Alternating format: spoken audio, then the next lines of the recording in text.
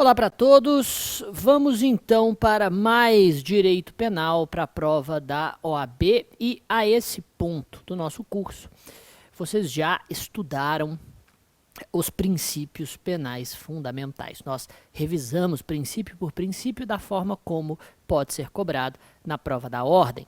O que exatamente o princípio apregoa, qual é a garantia que cada um deles preconiza e como alguns casos concretos podem ser ventilados acerca de cada um deles. Vamos então analisar a lei penal no tempo. E sim, a lei penal no tempo é um dos assuntos mais cobrados dentro do macrotema teoria da norma na OAB. Isso porque a lei penal no tempo gera, impreterivelmente, questões atuais de fácil aplicação e adaptação a casos concretos. Da mesma forma, a resposta a essas questões é pertinente à advocacia contemporânea, porque muitas vezes o direito intertemporal é a chave para salvar o seu cliente de uma reprimenda maior ou de uma lei mais pesada, quanto à punibilidade, aos prazos de prescrição e outras temáticas mais. Vamos então compreender o que é a lei penal no tempo. Trata-se do estudo acerca da sucessão de leis penais no tempo e seus efeitos nos crimes já praticados. A lei penal no tempo nada mais é do que o estudo acerca da sucessão de leis penais. A todo momento, o nosso legislador está criando novas leis penais. E essas novas leis se estabelecem de forma bastante pesada, criminalizando novas condutas ou aumentando as penas para condutas já estabelecidas, dificultando a ocorrência da prescrição ou, de certa maneira, endurecendo as normas pertinentes à execução penal.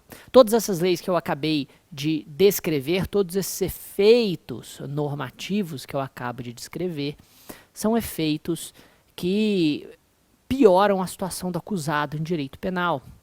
Entretanto, de vez em quando, às vezes por pura incompetência, o legislador, de forma voluntária ou não, acaba diminuindo a pena de um crime ou diminuindo o prazo prescricional para um delito, ou ainda estabelecendo novas condições de punibilidade.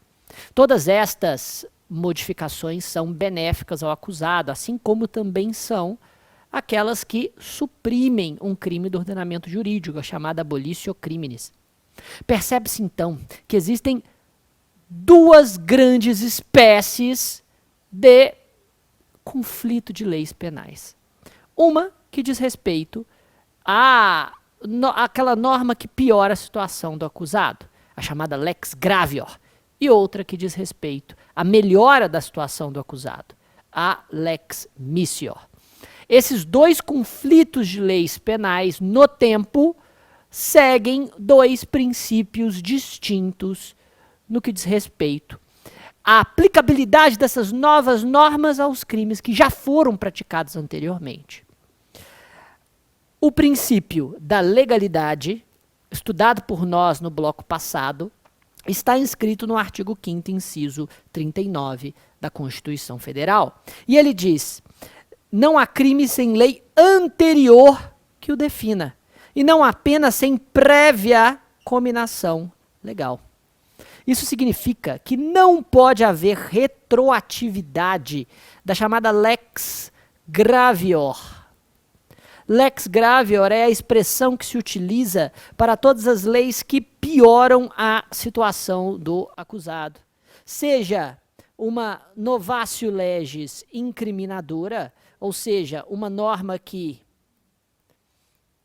cria um novo tipo penal, seja uma novatio legis incriminadora, que é a norma que cria um novo tipo penal, seja uma reformatio legis impégios, que é uma norma que, de certa forma, piora a situação do acusado em direito penal. Todas estas inovações contrárias ao réu são irretroativas. Não podem ser aplicadas para os crimes praticados antes da vigência das respectivas leis que instrumentalizam estas normas. Podemos dizer que se aplica, portanto, o princípio da legalidade sobre a vertente anterioridade nos novos crimes penais, nos novos tipos penais produzidos à torto e à direito todos os anos. No ano passado, tivemos, por exemplo, o artigo 147b, que criou o tipo penal de violência, de violência psicológica contra a mulher, e o artigo 149A, o crime de perseguição. Mas também se aplica a anterioridade, portanto, a irretroatividade daquelas normas que, de certa maneira, pioram a situação do acusado no campo do direito penal material. Ou seja, aquelas que aumentam as penas, ou que fazem com que um tipo penal se transforme em crime hediondo. O pacote anticrime, por exemplo, tem muitas normas irretroativas por serem lex gravior. Por exemplo, crimes do Estatuto do Desarmamento, comércio ilegal de armas de fogo, tráfico ilegal de armas de fogo, se tornaram hoje crimes hediondos. Da mesma forma, o furto qualificado, a pena da concussão, crime do artigo 316 do Código Penal, também foi aumentada. Todas essas normas são de direito penal material e, portanto, não são aplicadas retroativamente quando o assunto é lei penal no tempo. Mas vem aqui uma dica que eu sinceramente acho que será aplicada na próxima prova da OAB. Estou falando do artigo 116 do Código Penal, que traz novas causas impeditivas da prescrição. O pacote anticrime introduziu o inciso 3 e 4. O 4 diz respeito ao acordo de não persecução penal. E como o acordo de não persecução penal também foi colocado no Código Penal a partir do pacote anticrime, não há que se falar em direito intertemporal nesse contexto, uma vez que não haverá acordo de não persecução penal em época anterior ao pacote. Então, enquanto não cumprido ou rescindido o acordo de não persecução penal, a prescrição não corre. O ANPP, o acordo de não persecução penal, será estudado por vocês em processo penal. O que eu quero observar aqui é a novidade do inciso 3, para ilustrar a lei penal no tempo e a irretroatividade da norma penal que prejudica o acusado.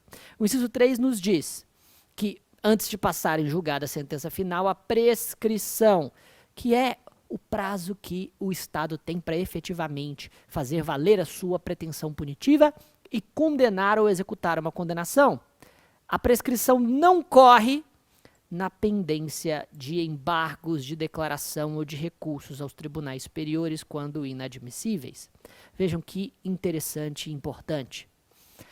Na pendência de recurso especial, recurso extraordinário ou de embargos de declaração, a prescrição não corre, ela fica suspensa. Veja, essa é uma norma que piora a situação do acusado em direito penal, pois prescrição diz respeito à punibilidade. Tudo aquilo que diz respeito a pretensão punitiva é de direito material também. Assim sendo, temos aqui uma norma que não pode ser aplicada retroativamente. Em outras palavras, se o crime foi praticado antes do pacote anticrime, não há que se falar em suspensão da prescrição quando se tratar de recursos aos tribunais superiores. Daí, preste bem atenção na sua prova. Ela pode descrever um caso concreto no qual tenhamos uma situação desse tipo. Ela pode descrever um caso concreto no qual tenhamos um contexto, uma situação em que o indivíduo cometeu o crime antes do término da vacatio legis do pacote anticrime, 23 de janeiro de 2020. 23 de janeiro de 2020 é o dia que acaba a vacatio legis do pacote anticrime. A prova pode descrever uma situação anterior a esta data. E a prescrição ocorreria se não fosse a suspensão do prazo prescricional na pendência de recurso especial que no final foi inadmitido. Espera lá.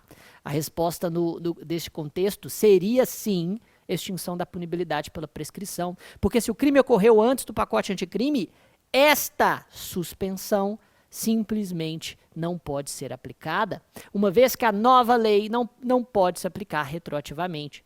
Entende, então, a dinâmica do Código Penal? Entende, então, a dinâmica da irretroatividade da norma penal que prejudica o acusado e como isso pode ser aplicado muito acidamente em uma prova objetiva? Porém, existem normas que beneficiam o acusado. Existem normas que são chamadas de lex missior, justamente por ter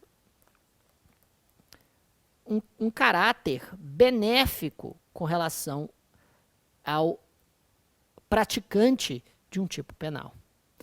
E o artigo 5º, inciso 40 da Constituição, nos diz que a lei penal não retroagirá, salvo para beneficiar o réu. Existem, sim, algumas normas, até do pacote anticrime, que talvez por um deslize do legislador foram benéficas ao acusado e que devem ser aplicadas retroativamente. Por exemplo, o prazo de progressão de regime para o reincidente genérico, ou seja, para o indivíduo que tem uma reincidência não necessariamente pelo mesmo crime, que pratica crimes hediondos, era, antes do pacote anticrime, de 60% do cumprimento da pena. Ou seja, antes do pacote anticrime, o reincidente que praticava crimes hediondos deveria progredir de regime apenas com o cumprimento de 60% da sua pena. Atualmente, o pacote anticrime modificou o artigo 112 da Lei de Execução Penal, da LEP, a Lei 7.210 de 84. E esse artigo 112 hoje prevê 40% para o reincidente genérico que pratica crimes hediondos e 60% apenas para o reincidente específico em crimes hediondos progredir de regime. Veja, eu duvido que o legislador, na confecção do novo artigo 112, realmente queria diminuir o prazo de cumprimento de pena necessário para a progressão de regime de alguém que é reincidente genérico e que pratica crimes hediondos. Mas foi isso que aconteceu. O Superior Tribunal de Justiça já disse, olha, se antes progredia de regime com 60%, hoje progride com 40%, a nova norma é benéfica ao acusado e, portanto, deve ser aplicada retroativamente, pois normas de progressão de regime, penas cominadas no tipo penal, prazos para extinção da punibilidade ou tipos penais, crimes que são afastados da legislação, tudo isso é lex missior. Tudo isso é norma que beneficia o acusado. Lex missior que pode ser uma reformatio legis in melius, que é a reforma da lei para melhor, por exemplo, a mudança do artigo 112 da LEP quanto à progressão de regime de reincidente genérico que pratica crime hediondo. Tratou-se de uma mudança benéfica, uma reforma da lei para melhor, ou ainda da abolitio criminis. Algo que dificilmente acontece hoje em dia. Isso porque a última abolitio criminis expressa que nós tivemos foi o crime de adultério. Adultério era crime. Adultério é exatamente o que você está pensando. Trair o marido, a esposa, praticando relações sexuais fora do casamento. Isso era crime e era possível até 6 meses de prisão pelo adultério. Não, professor, essa sociedade da década de 40... Não, 2005. Você que está assistindo essa aula, você era vivo na época em que o adultério era crime e cominava pena de prisão. Você literalmente poderia prender o seu cônjuge adúltero, levar perante a autoridade policial. Ele deveria lavrar o termo circunstanciado de ocorrência, porque era um crime de menor potencial ofensivo. Entretanto, a fase da captura do flagrante ainda era possível.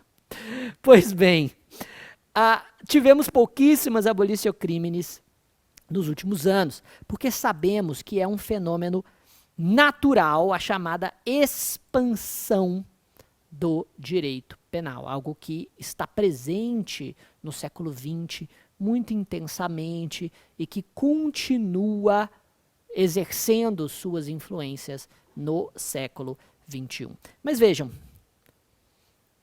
no que diz respeito a abolitio criminis, nós vamos começar uma série de observações acerca da lei penal no tempo. A primeira delas vai ser sobre abolitio criminis, mas eu vou aqui navegar por possíveis questões de prova que, de certa maneira, testam os conhecimentos dessas duas linhas mestras quanto à lei penal no tempo. Quais linhas mestras? A norma penal que beneficia o réu deve ser aplicada retroativamente, a chamada lex missior retroage. A norma penal que piora a situação jurídica do réu deve respeitar a anterioridade. Ou seja, a lex gravior só se aplica aos crimes que são praticados depois de sua entrada em vigor. Anterioridade para a lei que prejudica o réu, retroatividade para a lei que beneficia. Essas são as duas normas constitucionais que compõem as linhas mestras da lei penal no tempo. Vamos então a uma série de observações que testam os limites dessas duas linhas. Primeiro, a abolitio criminis apaga os efeitos extrapenais da condenação? A gente sabe, você sabe, isso é um advogado que já vai adquirir a carteira da ordem, precisa saber de algo muito básico. Uma sentença penal condenatória é um título executivo judicial que reconhece que um ato ilícito foi praticado. O que significa que não é necessário ajuizar uma ação na fase de conhecimento do processo civil, caso o seu cliente seja vítima de um crime e o criminoso tenha sido condenado em uma vara criminal. É perfeitamente possível pegar essa sentença do criminal e liquidar essa sentença. A liquidação de sentença já vai gerar uma fase de execução no cível para conseguir o ressarcimento. Muito mais rápido. Pois bem, e a abolitio criminis, que retira o crime do ordenamento, apaga os efeitos cíveis da sentença penal condenatória, por exemplo? A questão descreve um contexto assim, por exemplo, em uma prova de direito penal ou de processo penal. Já que no processo penal pode sim ser cobrada a ação civil ex delito. E cada vez mais a OAB está mexendo com a interdisciplinariedade. Senhores, a resposta para isso está no artigo 2º do próprio Código Penal. Ninguém pode ser punido por fato que lei posterior deixa de considerar crime, cessando em virtude dela a execução e os efeitos penais da sentença condenatória. Senhores, vejam, não existem palavras inúteis na lei. Isso significa que cada palavra no texto legal deve ganhar um sentido próprio que muda se a palavra for apagada. Se o artigo 2º está dizendo que os efeitos penais da sentença condenatória se apagam com a abolitio criminis, é porque os efeitos não penais não se apagam. Senão, a palavra penais seria inútil na frase. Se nós apagarmos a palavra penais e estabelecermos os efeitos da sentença condenatória, o sentido muda completamente. Como não podem existir palavras inúteis na lei, esse é o princípio básico de interpretação literal gramatical, que é o primeiro dos métodos interpretativos na chamada hermenêutica. É forçoso reconhecer que a abolitio criminis não apagam os efeitos extrapenais da sentença condenatória. Segunda observação. Professor, vamos imaginar que a pena mínima de um crime diminuiu, de forma que o indivíduo já havia sido condenado pela pena mínima anteriormente, que antes era de 2 anos, mas agora passou a ser de 1 ano por uma nova lei. Só que a sentença já transitou em julgado, já existe coisa julgada material. A observação número 2. Será que a coisa julgada material impede a retroatividade da lei penal benéfica? Se a resposta é não, quem aplica essa nova lei? É o juiz da execução ou é necessário uma ação rescisória que no Código de Processo Penal se chama de revisão criminal? Respondendo à primeira pergunta, coisa julgada material impede a retroatividade de lei penal benéfica? Isso pode vir sim em uma prova, em uma questão objetiva. Descreve-se um caso no qual a pena era de 5 a 15 anos, aí modificou a lei, agora a pena é de 4 a 8, e aí? Só que o indivíduo já estava condenado cumprindo a pena em regime semiaberto em uma penitenciária. Essa nova lei vai ser aplicada retroativamente, sim ou não? Olha o artigo 2º, parágrafo único do Código Penal. A lei posterior, que de qualquer modo favorecer o agente, aplica-se aos fatos anteriores, ainda que decididos por sentença condenatória transitada em julgado. Ou seja, a coisa julgada material não impede a retroatividade da lei penal benéfica. Se observarmos ainda o artigo 66 da Lei de Execução Penal e a súmula 611 do STF, artigo 66 da LEP e súmula 611 do STF, nós veremos que é possível que o próprio juiz da execução aplique a nova lei, não sendo necessária uma revisão criminal via de regra.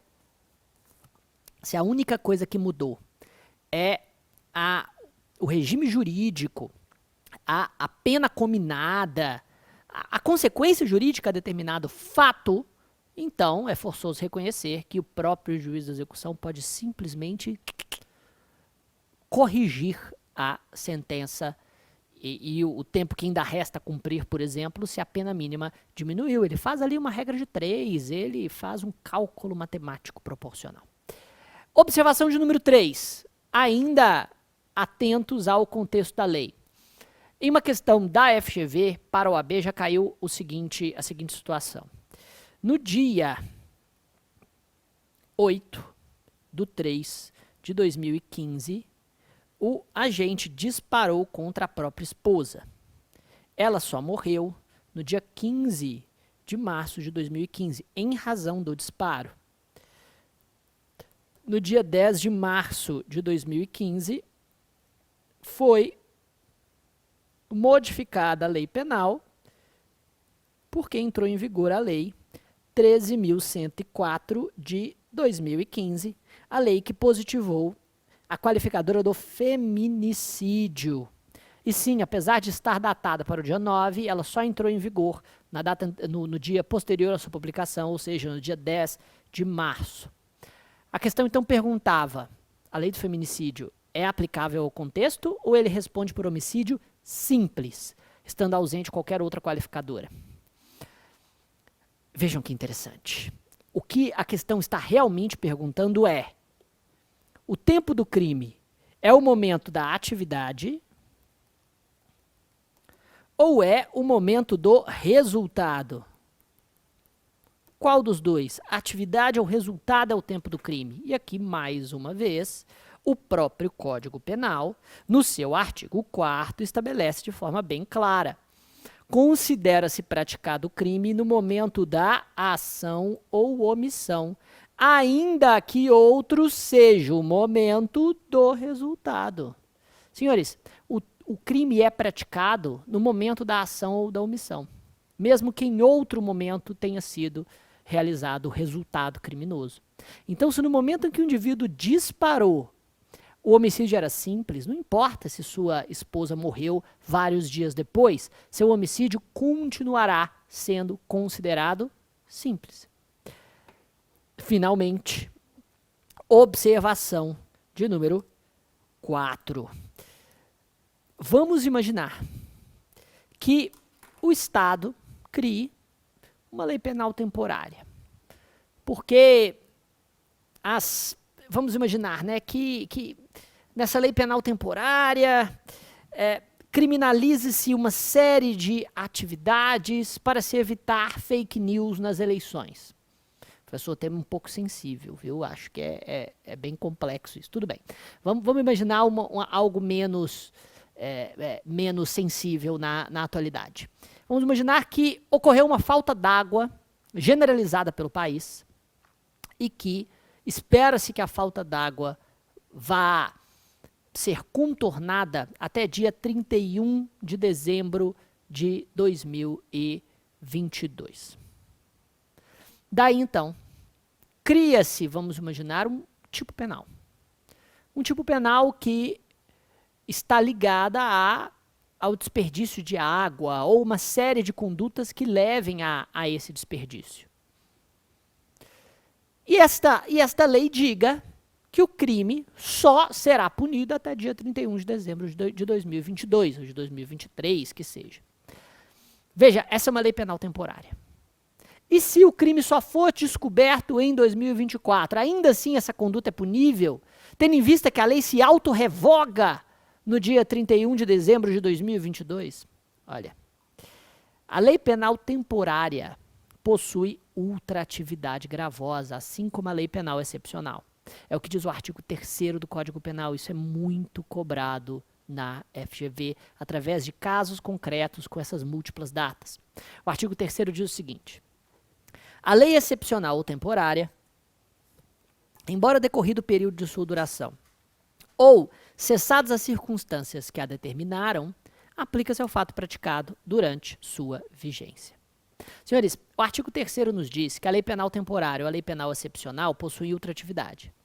Isso significa que, se o fato for praticado na vigência de uma lei excepcional ou temporária, ele continuará sendo punível por aquela lei depois que deixar o ordenamento, mesmo depois que a lei deixar o ordenamento jurídico, contanto que a atividade do crime se dê durante a vigência da lei.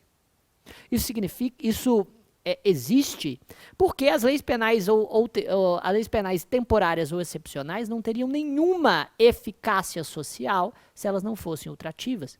Porque se determinada conduta só é criminosa até dia 31 de dezembro daquele ano, quando chega perto desta data, as pessoas teriam a mais absoluta certeza da completa impunidade e não mais se deixariam reger pelos ditames da respectiva lei.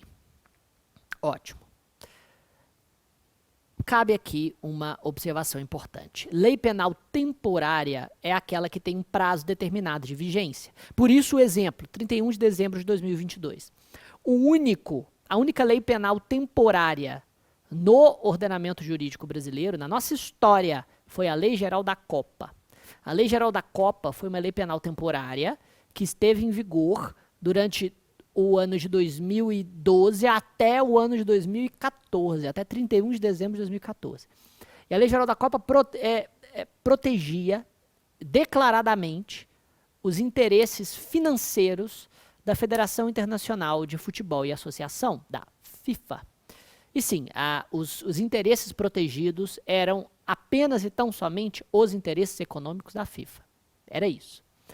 Tanto é que os crimes estavam ligados, por exemplo, à publicidade indevida nos estádios. Se você levasse um cartaz falando sobre o seu negócio no estádio, deixasse filmar pela Globo e tivesse ali o seu WhatsApp, você poderia ser preso em flagrante e as penas não eram pequenas, porque toda publicidade nos estádios deveria passar pelo filtro da FIFA para ela, né, tirar um pedaço para ela. Pois bem, os crimes só estavam em vigor até 31 de dezembro de 2014. Significa que se a conduta foi praticada naquela época, se o crime não está prescrito hoje e ele for descoberto, ainda assim será punível. A não ser que ocorra, é claro, já tenha ocorrido, é claro, a prescrição, a depender da pena de cada um deles. É também forçoso reconhecer que a lei penal excepcional, que jamais foi publicada depois da Constituição de 88, a lei penal excepcional condiciona a vigência da lei em uma situação de anormalidade. Por exemplo, se a falta d'água fosse decretada por uma portaria ou por um decreto presidencial e a lei vinculasse a vigência dos crimes por ela descritos a esta situação de anormalidade, olha, enquanto vigorar a lei, tal aliás, enquanto vigorar o decreto, ou enquanto vigorar a falta d'água designada por portaria da autarquia competente, determinados crimes são tipificados. Em outras palavras, a lei penal excepcional se condiciona por uma situação de anormalidade, como, por exemplo, uma crise hídrica, uma guerra externa, uma pandemia transnacional. A lei penal excepcional possui, portanto, uma duração incerta, enquanto a lei penal temporária possui uma durabilidade certa. Mas ambas são autorrevogáveis e ambas são ultrativas. Significa que se o crime acontece durante a vigência dessas leis, as suas normas ainda são aplicáveis, mesmo depois da sua autorrevogação.